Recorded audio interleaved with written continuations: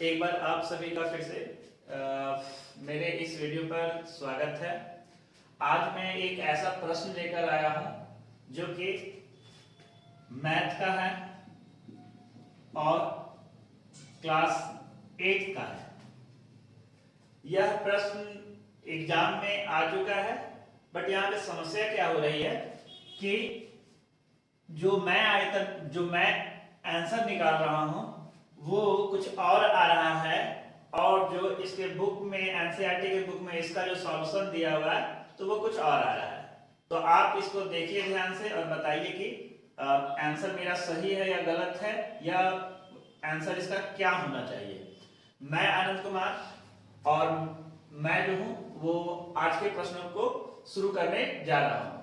आज का प्रश्न है, एक आयताकार शीट जिसकी लंबाई 22 सेंटीमीटर और चौड़ाई 8 सेंटीमीटर है को उसके लंबाई के अनुदिश, किसके अनुदिश, लंबाई के अनुदिश मोड़कर बेलन बनाया गया है। क्या बनाया गया है? बेलन बनाया गया है। तो बेलन का आयतन ज्ञात कीजिए, बेलन का आयतन ज्ञात कीजिए। तो चलिए इसको हम लोग सॉल्व करते हैं। सॉल्व करने के पहले हम लोग सबसे पहले तो ये जानेंगे कि बेलन का आयतन होता क्या है।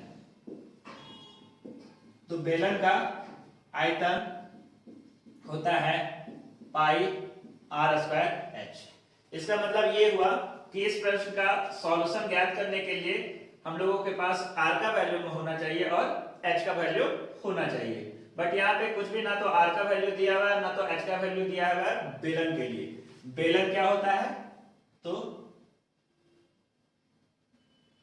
ये आपका एक बेलन है। ये वही बेलन है जो बचपन में पढ़ाई नहीं करने के कारण माँ के हाथों से मिलता था हम लोगों को। कमेंट बॉक्स में आप लोग कमेंट्स करके बताइए कि कितना कोई जो है सो बेलन से मार खाए हो। तो ये आपका यहाँ पे ये जो है सो H होता है और ये जो होता है वो R होता है। तो कैसे हम लोग इसको फाइंड आउट करें?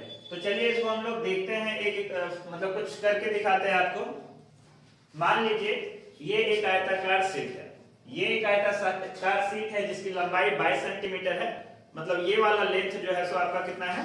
22 सेंटीमीटर। ये वाला लेंथ जो है सो 22 सेंटीमीटर है और इसकी चौड़ाई ये वाला लेंथ जो है सो आप मान के चलो 8 सेंटीमीटर है। तो अब क्या कर रहा है कि इसको 22 सेंटीमीटर के अनुदिश मोड़ा गया है। तो 22 सेंटीमीटर के अनुदिश ऐसे करके मोड़ लिए, और मोड़ने के बाद ये हमारा देखिए एक तरह का क्या बन गया? सिलेंडर बन गया। तो अब हमको इसी का volume of cylinder find out करना है। तो अब एक तरह से देखिए ये हमारा कितना है? ये हमारा 22 सेंटीमीटर है। इसको मोड़ दिए, तो इसको मोड़ दिए तो एक तरह से ये क्या बन गया? सर्कल बन गया। और ये सर्कल का एक गोला है, ये गोल पूरा लाइनिंग है। तो इसे हम लोग क्या करते हैं? इसको हम लोग करते हैं सरकमफेरेंस यानी परिधि। तो एक तरह से यहाँ पे दिया हुआ है हमारा, क्या दिया हुआ है? वृत्त की परिधि, यानी इसका ये वाला दिया है। ये कितना है? 22 सेंटीमीटर। ये टोटल यहां से लेके यहां तक की टोटल, आप इसको क्या मान सकते हो? ये कितना है? 22 सेंटीमीटर। परिधि का फॉर्मूला क्या होता है? 2 पाई आर। तो 2 pi R equal to 22 centimetre, value 2 के जगह पे 2, पाई की जगह पे 22/7, आर की जगह पे आर इक्वल टू 22 सेंटीमीटर। अब यहाँ पे इससे कैंसल आउट कर सकते हो, तो हमको क्या मिलेगा? R बराबर ये ऊपर चला जाएगा 7 अपॉन ये नीचे चला जाएगा 7/2 सेंटीमीटर। R हमारा ये हो गया। और साथ ही साथ देखिए ये हमारा 22 था और ये हमारा क्या था? 8 था। इसको बोला कि ये बेलन के लिए ये हाइट का काम करेगा। तो यहां से हमारा हाइट H बराबर कितना हो गया? 8 सेंटीमीटर। अब हम लोग क्या करते हैं?